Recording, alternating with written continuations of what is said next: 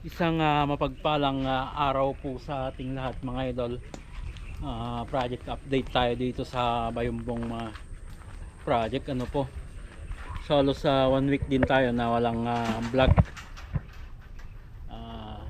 Medyo tinamaan tayo mga idol ng ng karamdaman, kaya hindi na tayo nakapag video pa nung mga nakarang araw, at saka yung mga tinapos nating project pa dito sa Villa Verde mga idol. So hindi na natin na i-vlog yung mga natapos pa natin doon then so etong Bayumbong project na lang yung i-update natin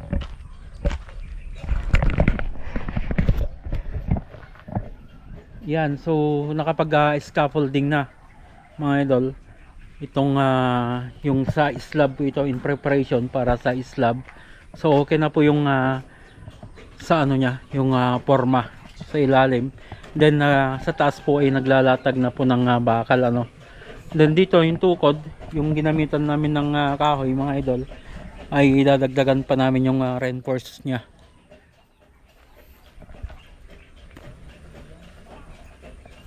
Ayan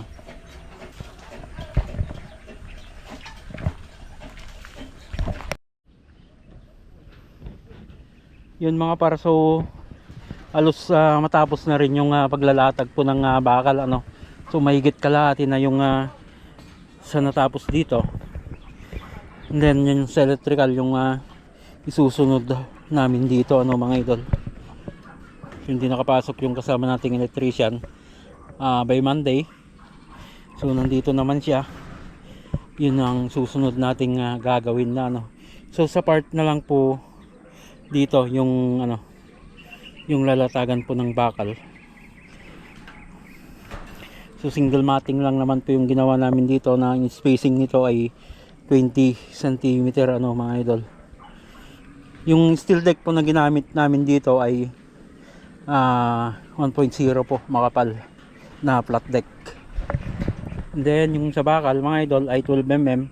Itong extra bar natin ay 10 mm na. Yung spacing nito, yung extra bar ay lang po yan, 15 cm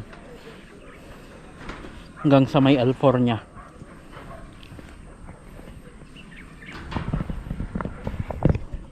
So dito na lang sa part dito yung lalatagan, tinulang yung bakal.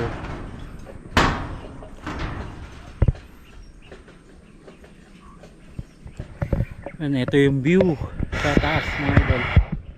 Yan ito yung tanyag na Mount Palari.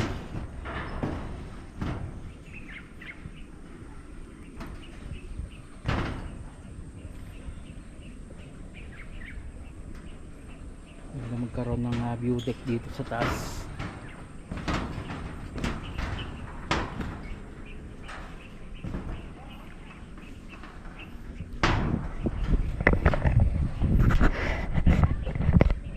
Ayan mga idol, so maraming salamat po sa lahat ng nagpaabot po ng concern nung tayo po ay magkaroon po ng karamdaman po. Maraming salamat po sa inyong lahat. Okay, so yan yung update dito sa Bayumbong project mga idol. So by next week mga idol, schedule na natin yung yung buhos po nito. Then soon to rise siguro mga idol, may single room daw po dito sa part po ng extension. Hindi pa natin alam mga idol kung yung dito naman sa part dito sa main hall nya. Ayan. So yan yung update dito sa Bayumbong project mga idol. Maraming salamat po sa lahat ng sumusuporta sa aking page, sa aking personal account, at maging po dito sa aking YouTube channel. Hanggang dyan mga idol, lagi po tayong mag-ingat at God bless po sa ating lahat.